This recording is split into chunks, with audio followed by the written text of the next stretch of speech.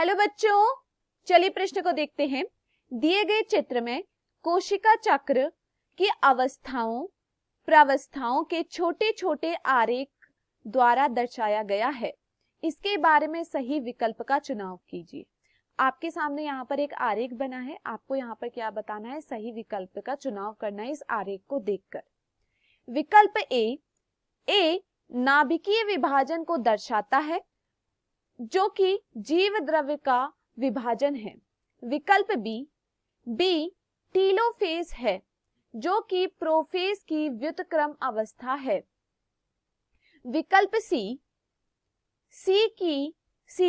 किसी प्रजाति में पाए जाने वाले गुणसूत्रों की संख्या को गिनने की सबसे अच्छी प्रावस्था है। विकल्प डी अवस्था में विद्यमान डीएनए सांचे पर डीएनए का द्विगुणन होता है। अब देखिए यहाँ पर हमें क्या बताना है, जो यहाँ पर ए बी सी एवं डी यह क्या दर्शाता है, हमें यह बताना है। प्रश्न की मुख्य अवधारणा है, मुख्य अवधारणा, इस प्रश्न की मुख्य अवधारणा है कोशिका चक्र।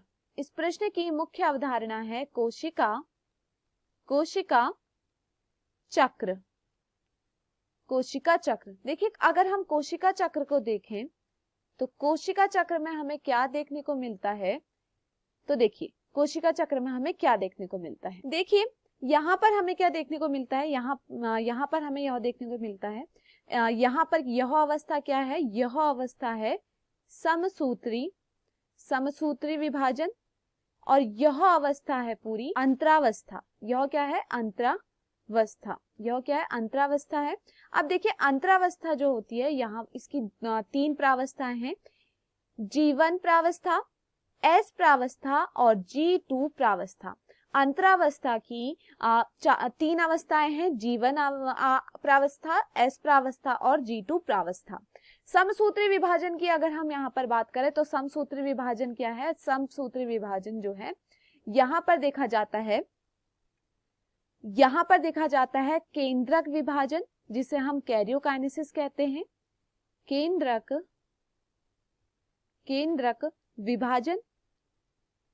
विभाजन हमें देखने को मिलता है, तथा यहाँ पर हमें क्या देखने को मिलता है, यहाँ पर हमें देखने को मिलता है जीव द्रव्य विभाजन, जिसे हम क्या कहते हैं, जीव द्रव्य विभाजन को हम कोशिका द्रव्य विभाजन के नाम से भी जानते हैं। तो यहाँ पर देखिए जो केंद्रक विभाजन है, केंद्रक विभाजन की और भी अवस्थाएं हैं। पहली अवस्था होती है इसकी प्रोफेज। पहली अवस्था होती है प्रोफेज। दूसरी अवस्था होती है मेटाफेज। तीसरी अवस्था की अगर हम बात करें तो तीसरी अवस्था होती है एनाफेज,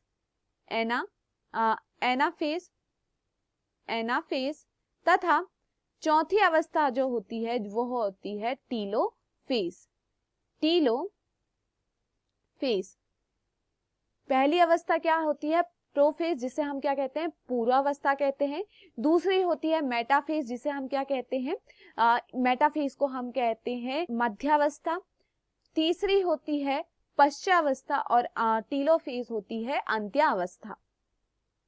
देखिए सबसे पहले अगर हम यहाँ पर देखें ए क्या है, ए देखिए यहाँ पर यह क्या है, ए क्या बताता है, केंद्रक विभाजन। यहाँ पर क्या होता है, यहाँ पर केंद्रक विभाजन होता है। यहाँ पर क्या होता है, अगर हम देखें ए में क्या होता है, केंद्रक विभाजन होता है। कोशिका के अंदर क्या होता है, जो केंद्रक होता है, केंद्रक क्या होता है, केंद्रक विभाजित होता है। यहाँ पर क्या होता है, केंद्रक विभाजित होता है। तो ए क्या दर्शाता है, ए दर्शाता है केंद्रक विभाजन, जहां पर केंद्रक का विभाजन होता है, जिसे हम क्या कहते हैं, कैरियोकाइनेसिस कहते हैं। अगर इसके बाद हम देखें बी, तो बी कौन सा है, बी है ये। बी की अगर हम बात करें तो बी क्या दिखा रहा है, केंद्रक विभाजन के अंदर दिखाता है एनाफेज को। तो देखिए ए में क्या हो रहा है, ए में तो केंद्रक विभाजित हो रहा है। ए में क्या हो रहा है, केंद्रक विभाजन हो रहा है, केंद्रक का विभाजन हो रहा है ए में। वहीं अगर हम बात करें बी की, तो बी में क्या हो रहा है, देखिए बी में क्या है, बी क्या है, केंद्रक विभाजन का एनाफेज है। बी क्या है, केंद्रक विभाजन का, जिसे हम क्या कहते हैं, कैरियोकाइनेसिस, केंद्रक विभाजन का एनाफेज है। यह क्या है, केंद्रक विभाजन का एनाफेज है। यहाँ पर क्या हो रहा है, यहाँ पर क्या होता है, यहाँ पर जो गुणसूत्र होते हैं वह क्या होते हैं, विभाजित होते हैं। गुणसूत्र क्या होते हैं, टूट जाते हैं, केंद्रक से टूट जाते हैं और क्या हो जाते हैं, अलग अलग दिशा की तरफ जाने लगते हैं। तो दूसरा क्या है, केंद्रक विभाजन होता है एनाफेज का। अगर हम सी की बात करें तो सी में क्या हो रहा है, देखिए सी क्या है, सी है जीव द्रव्य विभाजन। सी क्या दिखा रहा है, सी दिखा रहा है जीव द्रव्य विभाजन। यहाँ पर क्या होता है, यहाँ पर कोशिका विभाजित होती है। यहाँ पर क्या होती है, यहाँ पर कोशिका विभाजित होती है। एक कोशिका से कितनी हमें क्या प्राप्त होती है, पुत्री कोशिका प्राप्त होती है। तो जीव द्रव्य विभाजन में क्या होता है, कोशिका का विभाजन होता है। इसे हम कोशिका द्रव्य विभाजन भी कहते हैं। वहीं अगर हम डी की बात करें, डी में क्या हो रहा है यहाँ पर, तो यह क्या है, एस प्रावस्था देखने को मिलती है हमें। यहाँ पर एस प्रावस्था देखने को मिलती है। एस प्रावस्था में हमें क्या देखने को मिलता है, जो डीएनए होता है, डीएनए का क्या हो जाता है, डीएनए का में क्या होता है, प्रतिकृति होती है। डीएनए में प्रतिकृति होती है और प्रतिकृति होने से क्या होता है, डीएनए क्या हो जाता है, डीएनए का द्विगुणित हो जाता है। डीएनए क्या हो जाता है, द्विगुणित हो जाता है। चलिए विकल्पों को देखते हैं। विकल्प ए, नाभिकीय विभाजन। तो देखिए ए क्या बता रहा है, नाभिकीय विभाजन, लेकिन ए में क्या हो रहा है, केंद्रक विभाजन। तो यह यहाँ पर क्या है, गलत है। विकल्प बी, बी टीलोफेज। देखिए बी क्या दिखा रहा है, बी दिखा रहा है केंद्रक विभाजन का एनाफेज। तो यह भी यहाँ पर क्या होता है, गलत होता है। विकल्प सी, सी किसी प्रजाति में पाए जाने वाले गुणसूत्रों की संख्या को गिनने की सबसे अच्छी अवस्था है।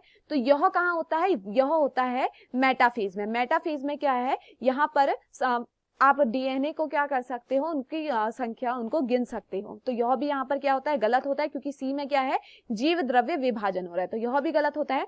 विकल्प डी, डी अवस्था में विद्यमान डीएनए सांचे पर डीएनए का द्विगुणन होता है। तो यह सही है। यहाँ पर क्या हो रहा है, डीएनए का द्विगुणन हो रहा है। प्रतिकृति की प्रक्रिया हुई और यहाँ पर क्या हुआ, डीएनए का द्विगुणन हुआ। तो यह सत्य है।